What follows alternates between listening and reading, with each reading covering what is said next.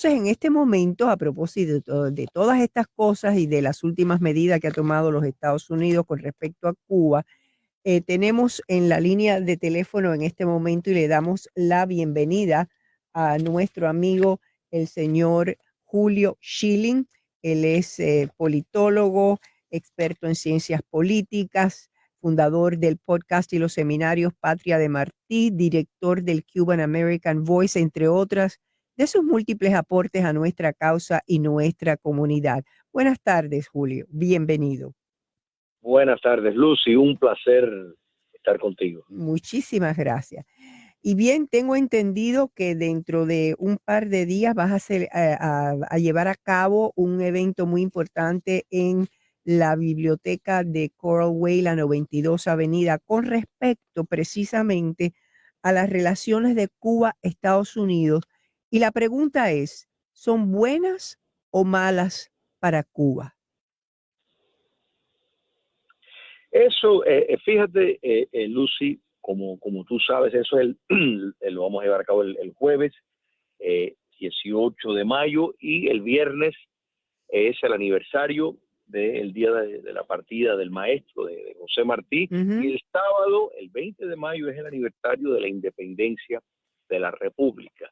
Entonces, la pregunta que planteamos, la idea es tomando de referencia los 56 años de República, o sea, de 1902 a 1958, pero con miras a el futuro, o sea, con miras a lo que un gobierno cubano libre y democrático, qué enfoque debería de tomar en cuanto a la relación con los Estados Unidos, porque, y tú has mencionado, o sea, en tu entrada, por ejemplo, determinadas medidas de acercamiento con la dictadura castrista, que es totalmente incoherente, moral, ética y en un sentido práctico de los valores de los Estados Unidos. O sea, la premisa de los Estados Unidos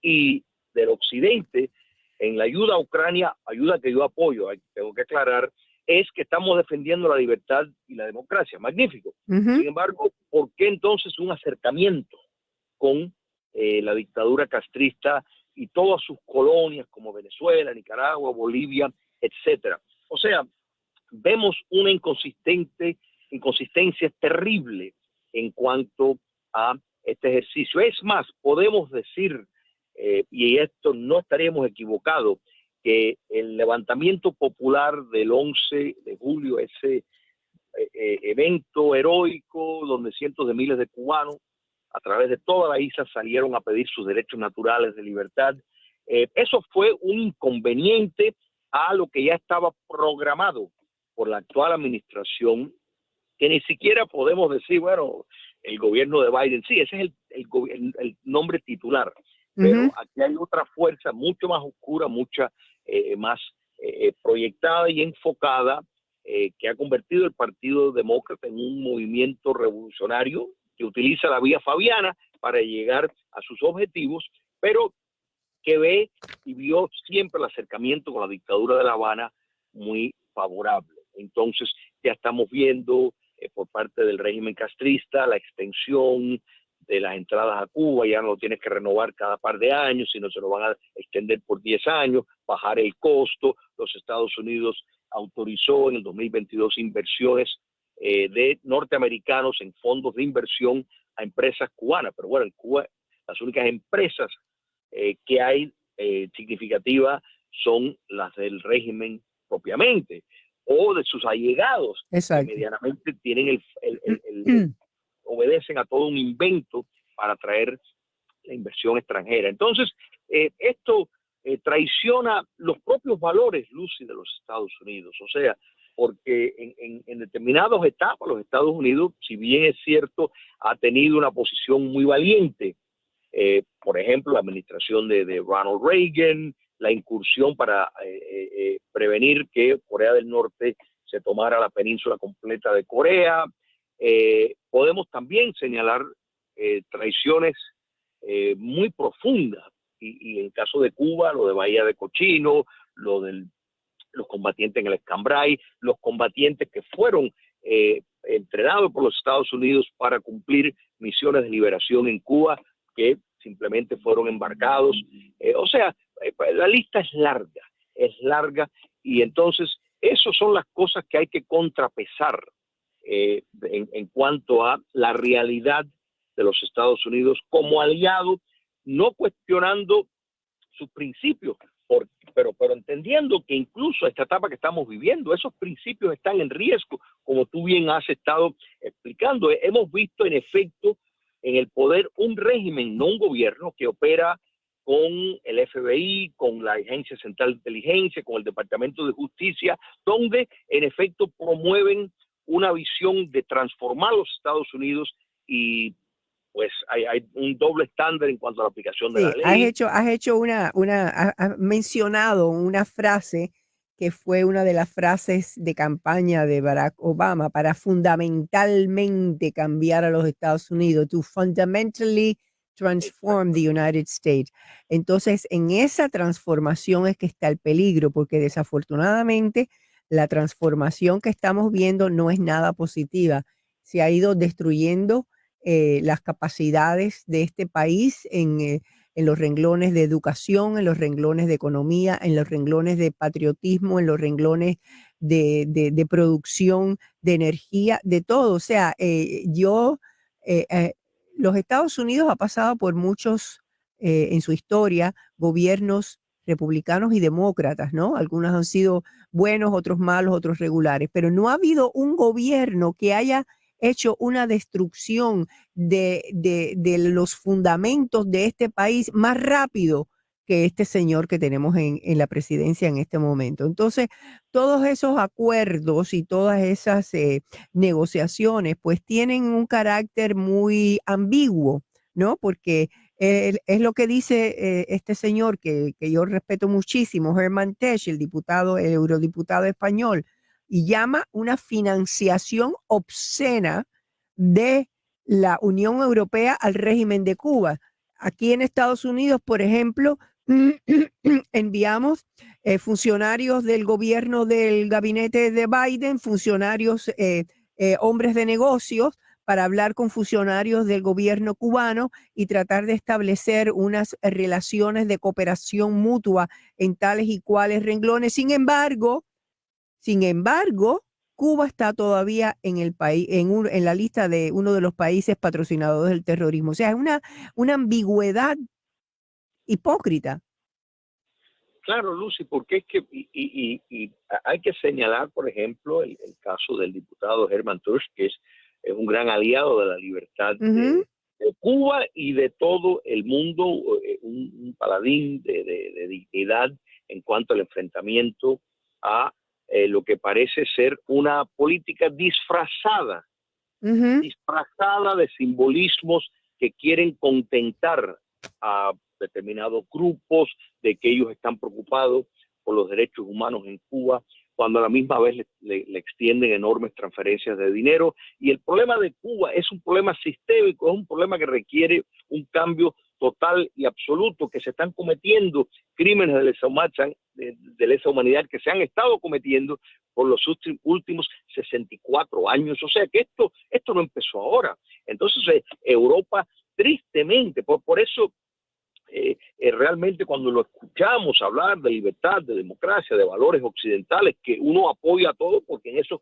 valores occidentales está el cristianismo y valores judeocristianos. Sin embargo, ellos en sus países toman medidas contra eso, y en frente a la dictadura de los Castro están totalmente volcados para salvarlos, o sea, con los recursos que necesitan. Entonces, no basta con determinadas proclamaciones. Eso es bonito, pero el problema es mucho más severo y requiere, Lucy, una voluntad con algo que no voy a mencionar en el aire, y la determinación para buscar pasos de liberación. Estas personas no se van a ir con palabras o proclamas o con visitas del señor Borrell, que ¿qué va a hacer? Se va a reunir con el Biden de Cuba, ¿no? ¿Verdad? Díaz Canel, porque Díaz Canel es el Biden de Cuba, está ahí titular, se sentará y Es el va a frente. decir que regañó.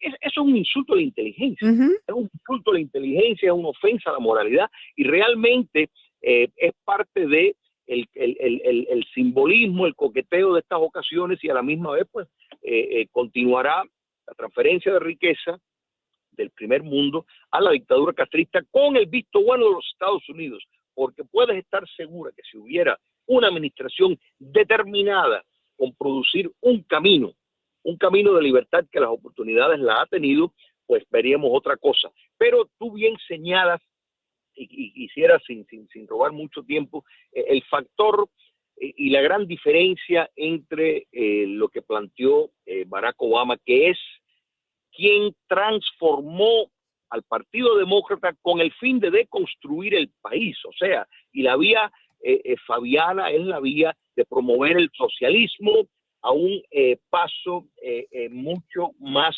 evolutivo, pero con el fin de llevarlo a cabo para, en efecto, tener el socialismo acá en cuestión de generaciones. Porque, por ejemplo, podemos señalar durante la administración de Franklin Delano Roosevelt, sí habían personas que proclives al socialismo, habían agentes de la KGB, lo podemos decir en varias administraciones, personas con apego, eso es cierto. Había una inclinación social democrática que muchos pues, consideraban que iba en esa dirección, pero eso no es lo que Barack Obama pretende. Barack Obama, y como tú bien señalas, él lo dijo, es más, unos días antes de las elecciones dijo, dentro de unos días va a empezar el curso que se va a cambiar, a transformar los Estados Unidos.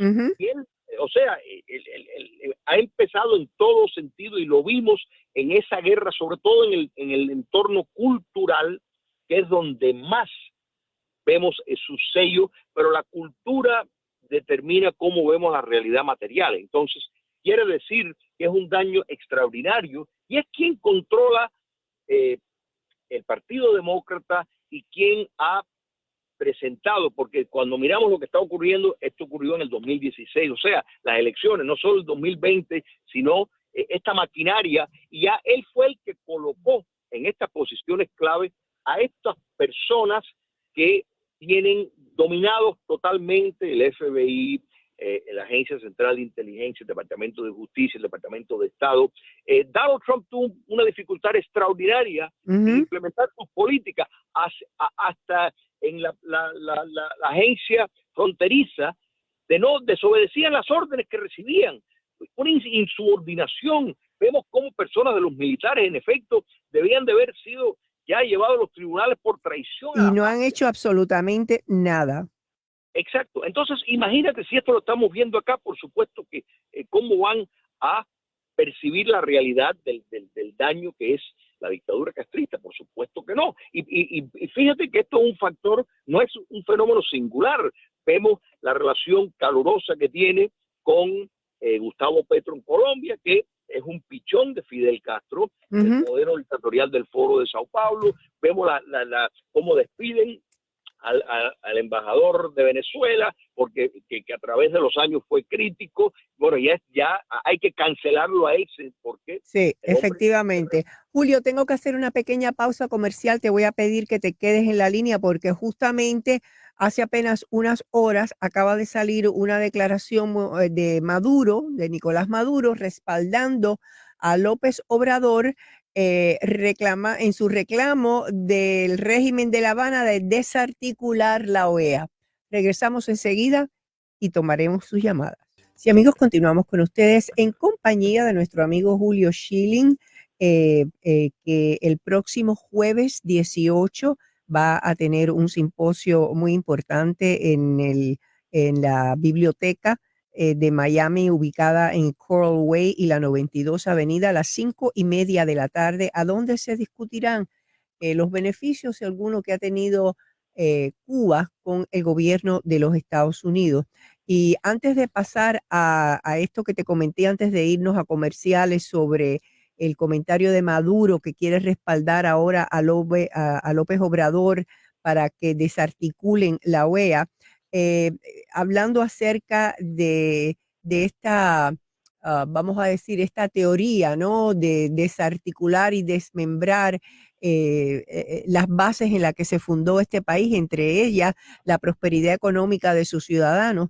Hay un señor que fue compañero de Obama cuando él era estudiante en Columbia University, que se llama Warren, ay Dios mío, por aquí tenía el último nombre del Root, el apellido del Root, Warren Root, que dice que en aquel entonces había unos profesores de apellido Cloward y Piven que tenían unas teorías en las que ellos defendían que se siguieran creando más gastos federales para más programas sociales. Y esto era una forma de debilitar la economía del país hasta llevarla a una crisis y que entonces pues fundamentalmente cambiar la composición social de América, pero que este señor que acaba de hacer unas publicaciones no hace mucho dice que ahora con el problema de la crisis migratoria de la frontera ya no van a tener que crear mucho más programas sociales porque con los que tienen y lo que se avecina con las ayudas a los inmigrantes de la frontera,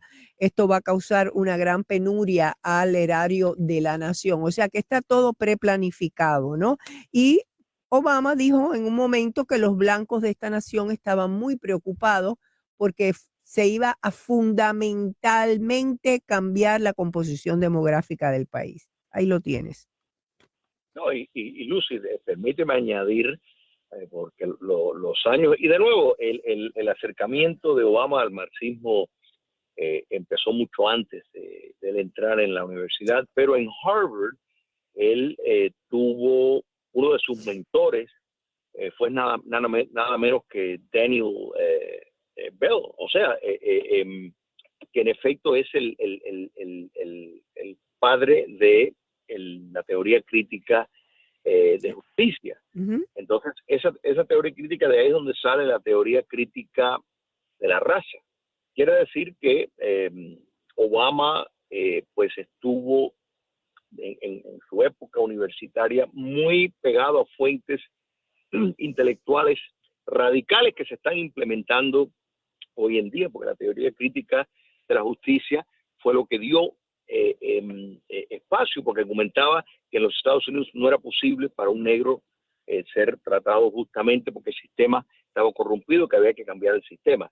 Entonces, pues eso brota y crece la teoría crítica de la raza a partir de ahí. Entonces, también tenemos que recordar que muchos de los papeles escritos, o sea, los ensayos cuando Obama estaba en el colegio, están sellados, o sea, nunca se han podido ver. Ujú, Pues él redactó, pues criticando no solo la administración Reagan y su guerra contra el comunismo soviético, sino muchas otras cosas. Entonces, efectivamente,